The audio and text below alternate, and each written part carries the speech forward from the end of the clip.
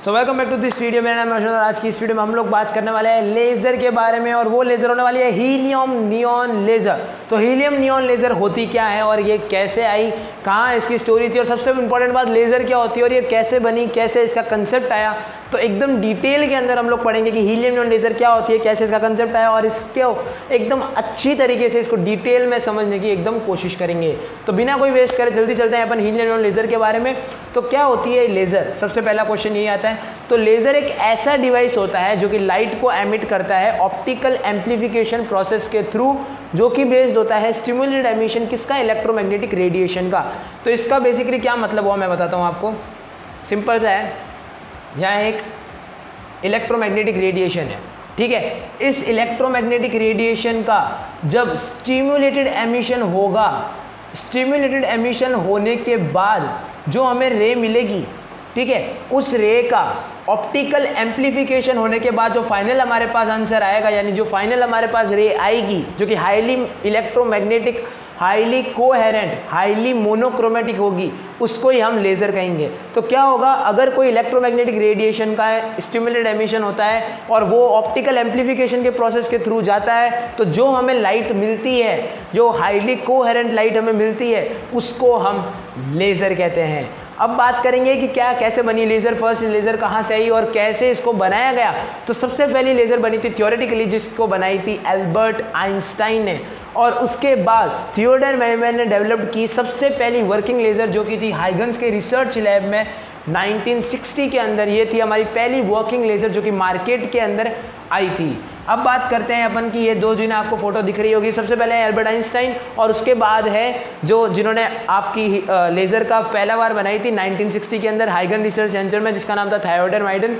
इन्होंने सबसे पहली बार लेज़र को प्रैक्टिकली बना के दिखाया था, और एल्बर्ट आइंस्टाइन ने इसको थ्योरेटिकली पेपर पे लेज़र का एक डायग्राम टाइप या उसके बारे में थोड़ा रिसर्च पेपर डाल के छोड़ दिया था। अब हम बात करेंगे आगे, जो कि है कि लेज़र क्यों बनाई गई, क्या इसका लॉजिक था और आज ये कैसे काम आ रही है। तो आज लेज़र लाइट जो है ये इतनी इंटेंस है कि ये डायमंड्स को काटने के लिए, स्टील को काटने के लिए, और तो और मेडिसिन और सर्जन की जो इंडस्ट्रीज़ है, जहाँ पर सर्जरी वगैरह के लिए ये लेज़र बहुत ज़्यादा यूज़फुल है ऑपरेशंस वगैरह के अंदर। और तो और इसको छोटे छोटे एरियाज़ के अंदर ये बहुत काम आते हैं। जैसे समझ सकते हो आपकी जब कोई ऑपरेशन होता है तो अगर आपको कोई लीवर वगैरह में थोड़े से कट वगैरह करने, तो उसमें बहुत हाई प्रिसीजन चाहिए होता है, और अगर वो इंसान करता है तो उसमें थोड़ा सा एरर होने की प्रॉब्लम होती है, इससे बड़े बड़े लॉसेस भी हो सकते हैं। तो उस लॉसेस को फिक्स करती है हमारी लेज़र, और इसीलिए लेज़र का प्रिसीजन इतना हाई है कि इसको आजकल लगभग हर इंडस्ट्री में यूज़ किया जा रहा है। जैसे वो गारमेंट इंडस्ट्री हो, मेडिकल इंडस्ट्री हो, लेज़र न्यूक्लियर रिएक्शन हो, या लेज़र प्रिंटिंग हो, और तो और स्पेक्ट्रोस्कोपी हो, तो इसके अंदर भी लेज़र का बोलबाला है। तो अब हम बात करेंगे कि लेज़र का प्रिंसिपल क्या है और एक किस प्रिंसिपल पे, यानी किस सिद्धांतों पे चलती है। तो लेज़र जो है ये चलती है इलेक्ट्रोमैग्नेटिक रेडिएशन पे। तो बेसिकली क्या है कि इलेक्ट्रोमैग्नेटिक रेडिएशन, लेज़र और कुछ नहीं है, लेज़र एक इलेक्ट्रोमैग्नेटिक लाइट का रेडिएशन है, ठीक है। जैसे नॉर्मल होते हैं, बस उसकी एक पर्टिकुलर वेवलेंथ होती है, और तो और हाईली क्रोमैटिक क्या कहते हैं, हाईली कोहेरेंट होती है और हाईली मोनोक्रोमेटिक होती है, और तो और ये हाईली कॉलीमेटेड भी होती है। तो ये बेसिकली तीन चीज़ें आपको प्रिंसिपल में हमेशा याद रखनी है। सबसे पहला ये एक इलेक्ट्रोमैग्नेटिक रेडिएशन है, उसके बाद ये हाईली मोनोक्रोमेटिक है और कोहेरेंट है नेचर में, और ये कॉलीमेटेड भी है। तो ये है प्रिंसिपल लेज़र का, और एकदम डिटेल में आपने प्रिंसिपल को समझ लिया है कि एक इलेक्ट्रोमैग्नेटिक रेडिएशन है जो कि हाईली कोहेरेंट होता है और मोनोक्रोमेटिक होता है और तो और कॉलीमेटेड होता है। तो ये 3-4 पॉइंट से आपका प्रिंसिपल कंप्लीट हो चुका है लेज़र का। तो बिना कोई बेस के चलते हैं आगे और देखते हैं कि प्रिंसिपल को एक अलग नज़रिए से। तो बेसिकली आपको मैंने 2 पॉइंट्स के बारे में तो क्लैरिफिकेशन दे ही दिया है कि ये हाईली कोहेरेंट होता है, कॉलीमेटेड होता है। अब हम बात करेंगे तीसरे पॉइंट ऑफ व्यू जो कि हाईली मोनोक्रोमेटिक। अब इसके 3 मतलब हो सकते हैं। पहला, उसका कलर सेम, हाईली मोनोक्रोमेटिक है। हाईली मोनोक्रोमेटिक या मीन्स कि मोनोक्रोमेटिक मीन्स मोनो को अगर अलग कर दे, क्रोमेटिक को अलग कर दे, तो सिंगल कलर, यानी सिंगल कलर की जो बीम ऑफ लाइट है ये होती है लेज़र। इसमें एक कलर ही होता है, 100 कलर की एक लेज़र नहीं बन सकती, एक सिंगल कलर की लेज़र बनती है, और उसकी वेवलेंथ एक सिंगल वेवलेंथ होती है, और उसकी फ्रीक्वेंसी एक सिंगल फ्रीक्वेंसी होती है। तो ये तो चीज़ आपकी क्लियर हो चुकी होगी कि लेज़र का प्रिंसिपल क्या है। तो ये बिल्कुल अच्छी तरीके से आप लोग समझ गए होंगे। अब हम चलते हैं आगे और देखते हैं हीलियम नियॉन लेज़र कैसे आई, किसने इसको इन्वेंटेड किया और क्या इसके पीछे का लॉजिक रहा बनाने का। तो हीलियम नियॉन लेज़र एक पहली गैस लेज़र थी जो सक्सेसफुली ऑपरेटेड हुई थी। इससे पहले रूबी लेज़र का आविष्कार किया गया, लेकिन उसके अंदर थोड़े जर्क्स आते थे। जब मतलब एक कांस्टेंट बीम नहीं बनती थी उसके अंदर, उसमें अंदर थोड़ी थोड़ी देर से जर्क आते थे, तो उस जर्क को फिक्स करती थी हमारी हीलियम नियॉन लेज़र, जो कि कॉन्स्टेंट, हाईली मोनोक्रोमेटिक, हाईली कॉलीमेटेड और highly coherent beam of light देने वाली, कंटिन्यूस बीम ऑफ लाइट देने वाली पहली गैस लेज़र बनी, जिसको बनाया गया था 1961 में जेविन और बेनेट और हैरियट द्वारा। इन तीनों महारथियों ने मिलकर लेज़र का आविष्कार किया, जो कि आप नीचे फोटो में भी देख सकते हो। और तो और इसको एक प्रोटोटाइप भी आपके सामने मैंने पेश किया है, जो कि आप देख सकते हो राइट साइड में अपनी स्क्रीन के, जो कि एक हीलियम नियॉन लेज़र का छोटा सा प्रोटोटाइप है कि ये किस तरीके से दिखती है। तो आज के टाइम में हीलियम नियॉन लेज़र बहुत ज़्यादा यूज़ आ रही है, ठीक है, जो कि इंडस्ट्रियल पर्पसेस वगैरह के अंदर हीलियम नियॉन लेज़र बहुत ज़्यादा यूज़ आती है। अब हम बात करेंगे लेज़र के स्ट्रक्चर के बारे में कि लेज़र दिखती कैसी है भाई। तो ये आपके सामने एक छोटा सा स्ट्रक्चर है लेज़र का, हीलियम नियॉन लेज़र का। आप देख सकते हो कि यहाँ पर आपको दो मिरर्स दिखेंगे। सबसे पहला होगा फुल्ली सिल्वर्ड और दूसरा होगा पार्शियली सिल्वर्ड। ये क्यों लॉजिक है? क्योंकि जब इसके अंदर लाइट टकराएगी तो उसको थोड़ा टाइम, जगह तो मिलनी चाहिए ना भाई निकलने से। अगर यहाँ जगह ही नहीं होगी तो यहाँ से रेडिएशंस बाहर कैसे निकलेंगे, ठीक है, जो कि आपकी लेज़र के रेडिएशंस हैं वो यहाँ से बाहर कैसे निकलेंगे। तो इसलिए यहाँ पर इसको सेमी सिल्वर्ड किया गया, यानी पार्शियली सिल्वर्ड किया गया।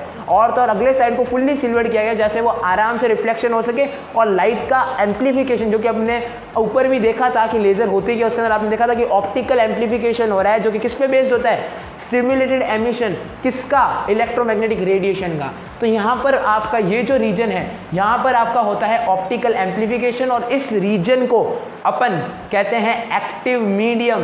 तो ये आपको एकदम क्लियर होना चाहिए कि एक्टिव मीडियम वो मीडियम है जिसके अंदर ऑप्टिकल एम्प्लीफिकेशन होता है। अब हम बात करेंगे इसके अंदर की अब पंपिंग सोर्स क्या होता है। तो बेसिकली तीन कंपोनेंट्स होते हैं लेज़र के। अगर आप कोई भी लेज़र XYZ की बात करते हो, कोई भी तरह की, उसमें तीन कंपोनेंट हमेशा होंगे। सबसे पहला होगा उसका कोई ना कोई एक एक्टिव मीडियम, जहाँ पर ऑप्टिकल एम्प्लीफिकेशन होगा, दूसरा उसकी रेजोनेटिंग कैविटी होगी, और लास्ट इसका होगा पंपिंग सोर्स। तो आपको ये तीनों चीज़ों में महारती हासिल करनी है अगर आपको हीलियम नियॉन लेज़र समझनी है। तो अब हम बात करते हैं इनके तीन हिस्सों के बारे में, जो कि बहुत ज़्यादा इंपॉर्टेंट है अगर आपको हीलियम नियॉन लेज़र को अच्छी तरीके से समझना है। तो बात करते हैं, सबसे इंपॉर्टेंट जो है वो है इसका पंपिंग सोर्स, जो कि हम इसमें यूज़ करने वाले एक हाई वोल्टेज पावर सोर्स, जो कि आप उसमें फोटो में देख सकते हो कि एक हाई वोल्टेज पावर सोर्स का यूज़ किया गया है हीलियम नियॉन लेज़र में। और हमने बात किया है एक लेज़र मीडियम जो हमने यूज़ किया है वो है आपका लेज़र की ग्लास ट्यूब, जिसके अंदर आपका होने वाला है हीलियम और नियॉन। ये आपका एक्टिव मीडियम है। एक्टिव मीडियम में अपन ने हीलियम और नियॉन का यूज़ किया है। और अब हम बात करते हैं रेजोनेटिंग कैविटी की। तो रेजोनेटिंग कैविटी के अंदर अपन ने दो मिरर्स का यूज़ किया है। पहली है आपकी पार्शियली सिल्वर्ड और दूसरा है आपका फुल्ली सिल्वर्ड। तो मैंने आपकी इसका लॉजिक तो पहले ही आपको क्लियर कर ही दिया है कि अपने दो तरह का मिरर्स का यूज़ क्यों किया, क्योंकि यहाँ पर एक्चुअली में फिनोमिना ये होता है कि एक जगह से वो रिफ्लेक्ट होता है और उसके अंदर ऑप्टिकल एम्प्लीफिकेशन होता है और वो फाइनली हमें हीलियम नियॉन लेज़र देता है, जो कि पार्शियली सिल्वर्ड है। वहाँ से अपन को हीलियम नियॉन लेज़र मिलती है जिसकी वेवलेंथ होती है 6328 एंगस्ट्रॉम, जो कि है एक रेड कलर की वेवलेंथ, और आपको इसलिए ये भी एक रेड कलर की बीम ऑफ लाइट देती हुई दिखेगी।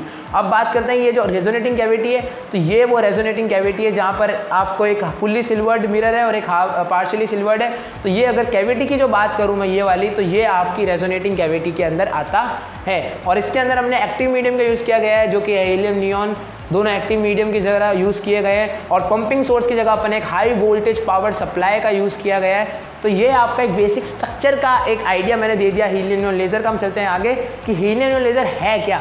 तो हीलियम नियॉन लेज़र एक गैस लेज़र है जो कि मिक्सचर है हीलियम और नियॉन का, जिसके अंदर हीलियम ज़्यादा है और नियॉन कम है।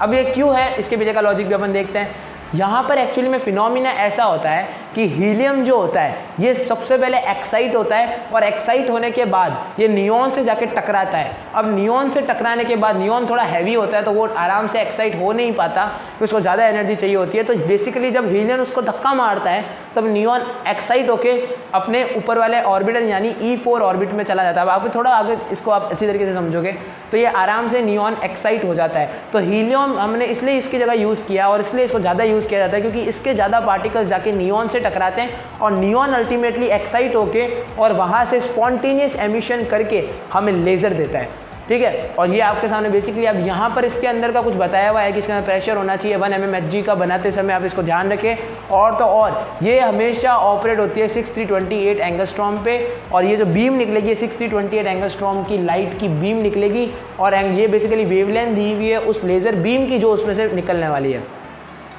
तो आपको कंस्ट्रक्शंस के बारे में पहले ही बताया, अब देखते हैं इसकी वर्किंग क्या है। तो हीलियम नियॉन लेज़र के अंदर सबसे पहला पॉइंट आता है कि हम एक हाई वोल्टेज डीसी सोर्स को यूज़ करते हैं एज अ पंपिंग सोर्स। जब आपने ऊपर फिगर देखा तो आप देख सकते हो कि ये एक हाई वोल्टेज पंपिंग सोर्स है, तो इसका अपन हमेशा यूज़ करते हैं। उसके बाद एक हाई वोल्टेज डीसी प्रोड्यूस करते हैं अपन एनर्जेटिक इलेक्ट्रॉन्स का। तो बेसिकली कुछ नहीं होता, ऊपर जो सेल लगा हुआ होता है वहाँ से एक हाई वोल्टेज डीसी का एक इलेक्ट्रॉन्स का फ्लो निकलता है जो कि पूरे गैस मिक्सचर के अंदर ट्रेवल करता है। अब उस गैस मिक्सचर में जाने के बाद वहाँ पर जो एनर्जेटिक इलेक्ट्रॉन्स होते हैं वो कोलाइड होते हैं और हीलियम को एक्साइट करते हैं, और हीलियम को एक्साइट करने के बाद हीलियम जो है ये जाके टकराता है नियॉन से, और वो नियॉन को एक्साइट करता है उसके मेटास्टेबल स्टेट तक। ठीक है, तो एक बेसिक लॉजिक है कि भाई क्या होता है, कैसे क्या पर इसमें प्रोसेस हो रहा है। और यहाँ पर एक्चुअली मैं जैसे अभी वो आपको मैंने बोल के बताया, मैं प्रैक्टिकली बताता हूँ कि एक्चुअली यहाँ हो क्या रहा है। सबसे पहले कुछ नहीं होगा, यहाँ से एक इलेक्ट्रॉन गया, नीचे जाएगा, यहाँ इलेक्ट्रॉन पहुँचेगा और ये सबसे पहले जाके टकराएगा आपके हीलियम से। हीलियम से टकराने के बाद जो ये हीलियम है ये जाके टकराएगा नियॉन से। ऐसे करते करते प्रोसेस आगे चलता रहेगा और यहाँ पर सबसे पहले हमारा एक्साइटेशन होगा हीलियम का और उसके बाद आपका एक्साइटेशन होगा नियॉन का, और नियॉन के एक्साइटेशंस में करता है मदद उसकी हीलियम। और एक्साइटेशन कहाँ तक होगा, उसके मेटास्टेबल स्टेट तक होगा। और यहाँ पर बेसिकली क्या है कि दो एनर्जी लेवल्स दिए हुए हैं। सबसे पहले है 20.61 इलेक्ट्रॉन वोल्ट, 20.66 इलेक्ट्रॉन वोल्ट। तो एक्चुअली में क्या होता है कि जो आपका हीलियम है ये 20.61 इलेक्ट्रॉन वोल्ट तक एक्साइट हो जाता है इलेक्ट्रॉन के इम्पैक्ट के कारण, और उसके बाद वहाँ पर वो यहाँ पर पहुँचने के बाद वो नियॉन की मदद करता है और नियॉन को एक्साइट करता है 20.66 तक। और वहाँ से जो यहाँ पर मेटास्टेबल स्टेट है वहाँ पर नियॉन ज़्यादा देर तक रह नहीं पाता, तो वो E3 के अंदर जंप करता है। और जैसे ही वो E3 के अंदर जंप करता है, यानी अगर मैं आपको थोड़ा भाषा वगैरह चेंज करके कहूँ तो वहाँ पर एक्चुअली में क्या होता है कि एक स्पॉन्टेनियस एमिशन होता है। स्पॉन्टेनियस एमिशन मतलब एमिशन यानी वो नीचे आता है। एब्जॉर्प्शन, स्पॉन्टेनियस एब्जॉर्प्शन और स्पॉन्टेनियस एमिशन में दोनों में फ़र्क है। स्पॉन्टेनियस एब्जॉर्प्शन के अंदर ये होता है कब कोई आप समझ सकते हो कोई एटम वगैरह एब्जॉर्ब करके ऊपर जा रहा है तो वो एनर्जी को एब्जॉर्ब कर रहा है, लेकिन एमिशन के अंदर एनर्जी वो छोड़ता है। तो यहाँ पर एक्चुअली में क्या होता है कि जैसे ही यहाँ पर वो यहाँ तक वो पहुँचता है और यहाँ से वो ज़्यादा देर तक रह नहीं पाता, थोड़ी देर रुकेगा, लेकिन उसके बाद वो वापस नीचे आएगा और नीचे आते ही वो 6328 एंगस्ट्रॉम के आप कह सकते हो इलेक्ट्रोमैग्नेटिक वेव जो आपके एमिट करेगा, और यहाँ पर वो स्पॉन्टेनियस एमिशन करेगा क्योंकि यहाँ पर अपन कोई एक्सटर्नल एनर्जी नहीं लगाएंगे। स्पॉन्टेनियस एमिशन है, वो ऑटोमेटिक वहाँ से नीचे आएगा और वो E3 पे आ जाएगा। और यही सेम चीज़ यहाँ लिखी हुई है कि यहाँ पर क्या होगा कि हीलियम एटम नियॉन को उसके कोलाइड करके उसको मेटास्टेबल स्टेट तक पहुँचा देते हैं, और एक्सिस जो एनर्जी बचती है वो आप कह सकते हो कि हीलियम एटम को काइनेटिक एनर्जी के रूप में मिल जाती है। और यहाँ पर क्या होता है कि हीलियम एटम, इसका मतलब क्या है कि हीलियम एटम मदद करता है पॉपुलेशन इन्वर्जन में किसका, नियॉन एटम्स की। अब सबसे बड़ा प्रश्न याद है कि पॉपुलेशन इन्वर्जन क्या चीज़ है। कुछ नहीं होता भाई, ये दो आप मान सकते हो कोई दो ये ग्राउंड स्टेट है और ये थोड़ा उसका एक्साइटेड स्टेट है। जब ग्राउंड स्टेट में इलेक्ट्रॉन कम होते हैं as comparison to excited state, ऐसे सिचुएशन को अपन कहते हैं पॉपुलेशन इन्वर्जन। और बिना पॉपुलेशन इन्वर्जन लेज़र नहीं बन सकती, इट्स नॉट पॉसिबल। तो हमें हमेशा पॉपुलेशन इन्वर्जन करना पड़ेगा, उसके बिना लेज़र पॉसिबल नहीं है। तो यहाँ पर क्या होता है कि जब भी एक्साइटेड नियॉन एटम्स होते हैं वो स्पॉन्टेनियसली मेटास्टेबल स्टेट में जाता है और वहाँ से वो वापस नीचे गिरता है और एमिट करता है 6028 एंगस्ट्रॉम के फोटोन को, और ये फोटोन वापस आगे पीछे टकराता। अब यहाँ पर जैसे ही उसने फोटोन को यहाँ रिलीज़ कर दिया इस एरिया में, अब वो यहाँ पर जाके टकराएगा और यहाँ पर आपका प्रोसेस होगा ऑप्टिकल एम्प्लीफिकेशन का। ठीक है, तो ये आप थोड़ा सा मैं आपको आइडिया दे रहा हूँ कि आगे क्या होने वाला है। अभी आप पूरा इसको समझिए, जब आपको आसानी से क्लैरिफिकेशन होगा। तो यहाँ देखिए दोनों रिफ्लेक्टिंग एंड से जाकर टकराएगा और यहाँ पर क्या होगा, हमें एक लेज़र बीम का ट्रांजिशन मिलता है E4 टू E3, यानी यहाँ तक आने पर एक लेज़र बीम का ट्रांजिशन आपको मिल रहा है जो कि एक स्ट्रेट लाइन में आएगी और ये एक लेज़र बीम होगी। अब यहाँ पर क्या होता है, अब मज़े की बात, यहाँ तक प्रोसेस होने के बाद आप देख सकते हो कि हमें लेज़र यहाँ पर फाइनली मिल चुकी है। अब यहाँ पर क्या सीन है, इसका सीन कुछ इस तरीके से है कि जो दो आपको लाइंस मिली, यानी जो दो इलेक्ट्रोमैग्नेटिक वेव्स मिली है, ये आगे जाके टकराती रहेगी और ऐसे ऐसे कलेक्ट होती रहेगी। और यहाँ पर जो कंसेप्ट है वो ये है कि इन दोनों का जो वेव फ्रंट है वो सेम होगा और ये दोनों हाईली कोहेरेंट होगी एक दूसरे से। तो इसीलिए हमें लेज़र हमेशा एकदम सीधी मिलती है और हाईली कोहेरेंट अपन इसको कहते हैं। अब यहाँ पर कुछ नहीं होगा कि इस 18.70 इलेक्ट्रॉन वोल्ट के जो लेवल है E3 का, वहाँ से वो वापस नीचे स्पॉन्टेनियस एमिशन करेगा E2 तक, और E2 तक पहुँचते वो एक और इलेक्ट्रोमैग्नेटिक रेडिएशन रिलीज़ करेगा, लेकिन वो हमें दिखेगी नहीं।